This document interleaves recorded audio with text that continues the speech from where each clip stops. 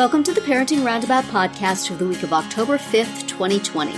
Every week we chat about the things parents are talking about, complaining about, and obsessing about right now. I'm Terry Morrow, and I'm here with Nicole Eridix. Hello. And Catherine Haleko. Hello. This week we are complaining about family shopping habits and obsessing about things that cheer us up. We're also taking a couple of breaks for an entertainment discussion and a recommendation roundup. Today, we're talking about how the pandemic is affecting kids' learning now and in the future. Catherine and Nicole, I think you both read this article from Vox about how this may be affecting kids going forward, and this very odd time in their schooling may have long-lasting implications. I've been obsessing about how much this is going to affect special ed students for a while, but now there's concern about regular ed students as well. Oh, yeah. Mm-hmm. Yeah. I don't have children at the elementary or high school age, so I can't speak to that. But I can speak to the fact that just listening to friends who have elementary or high school age kids and teacher friends, it's just going to be really, I think, shocking when our kids do go back to school, because there's been such huge disparity in how our children are getting their education, and through no fault of their own, with tech issues and Wi-Fi related issues, various environments that kids are in. And there's just things that are somewhat, out of their control. I mean, the teachers are definitely giving it their all in most respects. I'd say most teachers are. Yes. We would like to think. There's a limit on how many hours a day our kids can be online and learning. And then they're expected to be doing work outside of that. Yeah. It's such a challenge because many parents have to work outside of the house, and then they're left, the kids are left alone or with older siblings. And then, of course, you have the whole learning pod versus not learning pod, which is, a group of students who are working together versus those who aren't. So I'm really worried about what that's going to look like. I mean, just being an educator myself, it's, one of the things that I think about. But I'm just really worried what that's going to look like and how long this is going to affect our kids. So I'm thinking of the academics, but there are obviously a multitude of other implications this will have. And I don't know. Catherine, you have a child who is in this setting right now. Do you have any other perspectives on it, or what are you thinking about? Yeah, my son is a sophomore in high school. He is currently attending school in person, even though our state and specifically our city are like the top of the chart for COVID new infections right now. Like we are a hotspot, and kids are still going to school in person, including my own child, because we made that decision, back in, I guess, August or so, to have him go in person because it was being offered, and because, as you said, Nicole, that the virtual instruction, it just was a huge challenge for him and for us back in the spring. So I felt like we had to take the risk of putting him there in person, even though I really felt bad about the risk that it involves for teachers and staff as well. Yeah. That's a concern for sure. And I worried about that. But yeah, he sort of wakes up every day and says, why am I still going to school? Like this is crazy. Really? The infection rate that is happening. And, I don't disagree, so but he I has also concerns too.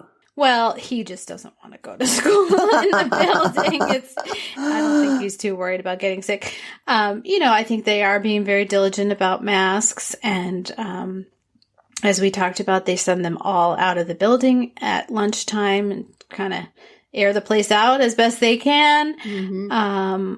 But, our school district is like an island in our area in that several others that had started out with in-person or hybrid options have now canceled that and gone to virtual. So wow. Yeah, it's tricky for sure. And yeah, I worry about, he struggles with motivation, in person, but also especially, when he's working virtually. So, that I just feel like that could have long lasting consequences. Yeah. Kids are going to get into habits and it's going to be hard to change. Mm-hmm. Yeah.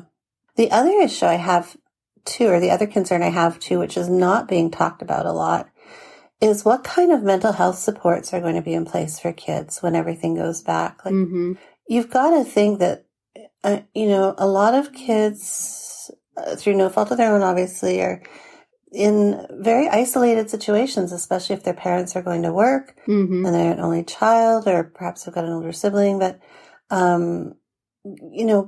they've been at home with very little social interaction, limited sports activities. Yeah. Is there any plan in place for supporting that when the kids go back? Like, are they going to bring on extra counselors? I mean, I that's what I worry about too. Like, what is this doing to their mental health? And how is that going to impact them? Right.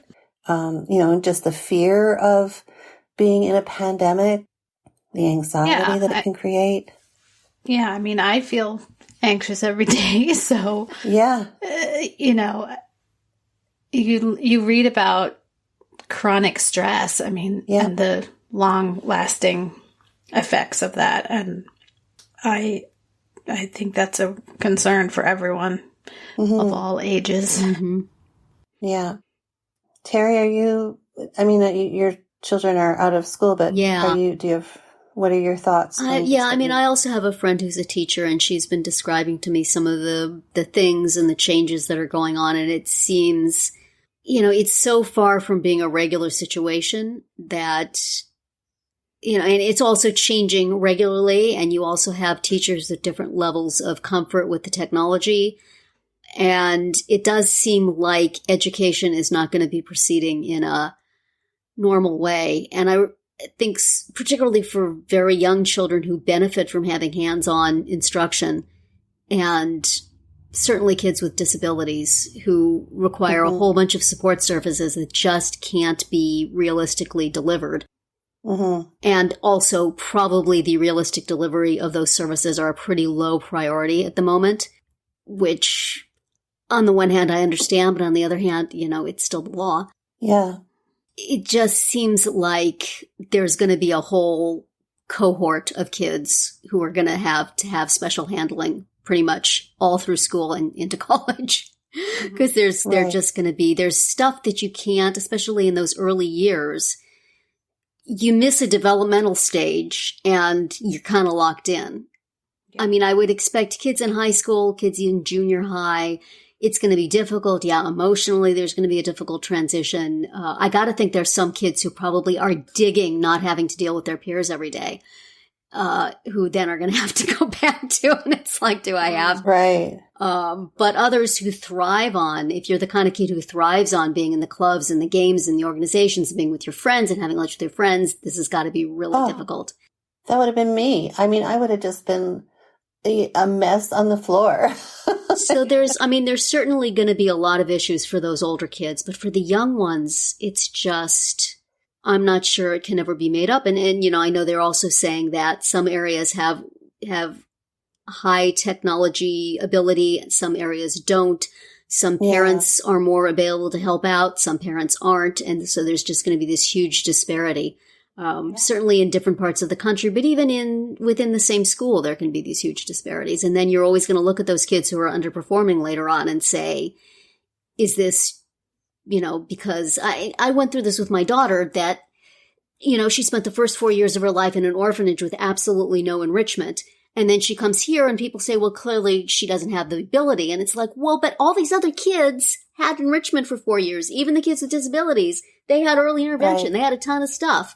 And this kid didn't. Right. You can't compare that. You can't say, well, this represents a, lack of ability. It may just represent a lack of input, which a lot of kids are now going to be dealing with. Right. And then that makes me wonder, are the teachers going to be equipped to deal with that? Like, are they going to be getting any kind of, Pro-D or guidance in terms of how to assess kids and get accurate, profiles of the kids? And there's just there's a whole load of issues when this all hopefully comes to an end soon. 30 years from now, people will be writing about it and coming up with all sorts of things that would be good, but that's not going to help the kids who are dealing with it right now. Right. Yeah. I think the uncertainty that you mentioned, Terry, is so hard on so many kids. Even that's another thing that happens at my child's school. Like I said, every day we could wake up and find out, you're virtual today. Yeah. Or, and they did do that for one of the elementary schools in our town. As of tomorrow, it's a hybrid environment. Wow. Turn on a dime, Wow. That would have been a complete disaster for my kids at any point in their schooling. You need that predictability. And I don't know, maybe I would have risen to the occasion and been able to teach them, and maybe it would have been easier in some ways, because I had the luxury of being at home as a freelancer. But maybe I would have run screaming down the street and everything would have fallen apart. These things are equally possible. Exactly. Yeah. Well, it is a big, scary conversation that we will all continue to be having. And tune in on Thursday when we talk about ways to cheer ourselves up. That is going to be necessary. But that'll be it for today's round 1. Tune in tomorrow for our entertainment-themed round 2, and later in the week to find out what we are complaining about, obsessing about, and recommending right now. We're always interested in what you have to say, so drop us a comment on our website, our Facebook page, or Twitter, where you'll find us at Roundabout Chat.